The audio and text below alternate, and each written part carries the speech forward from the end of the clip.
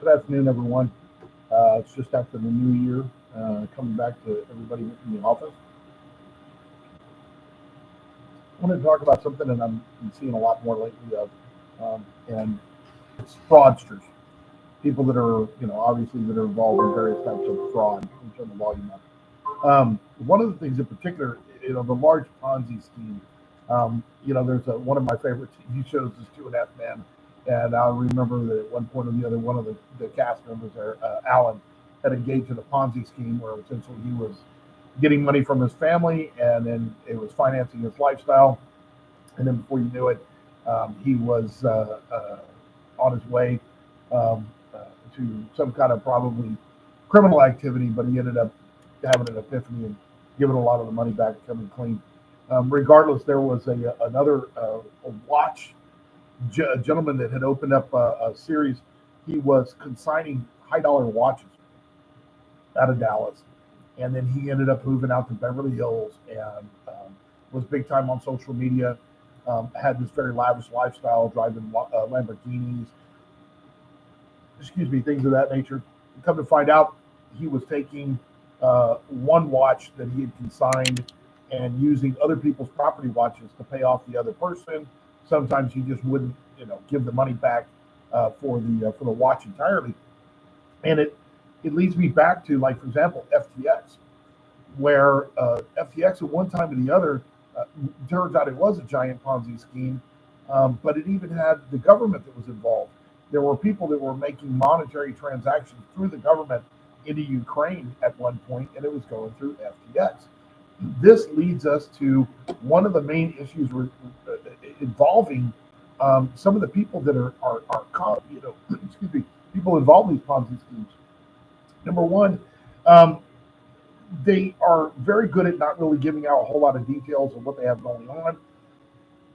There's very little substance behind what it is that they're actually being told. If you investigate what it is that they're selling or what they're wanting, there's really not much to it.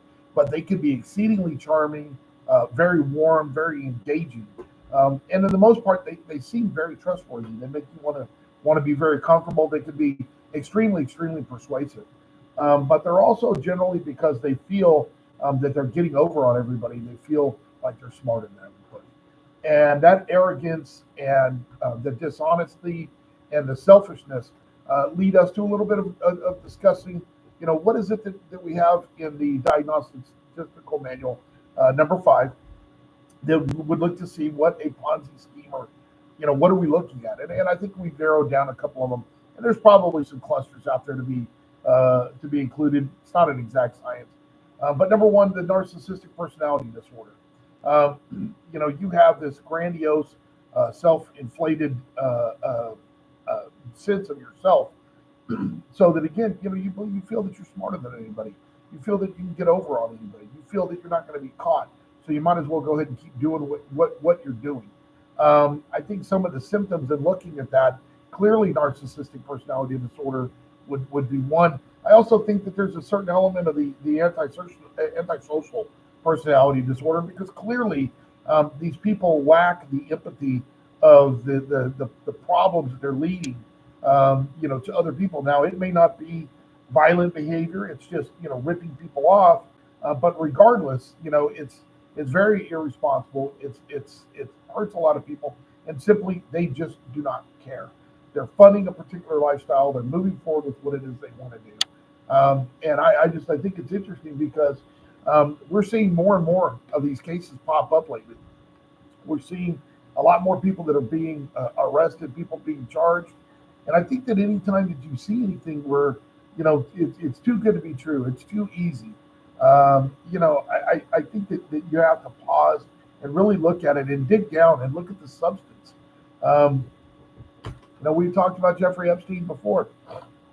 Not sure where the money came from, but clearly there's something that's underlining there, because there's nothing actually ever being exchanged. There's nothing there. There's no money being exchanged for a right to be able to claim a stock or whatever the case may be. So, on that note, Happy New Year to everyone. Just wanted to reach out. Saw that this was something of interest to me. Thought I'd bring it to your attention. We'll see you next time.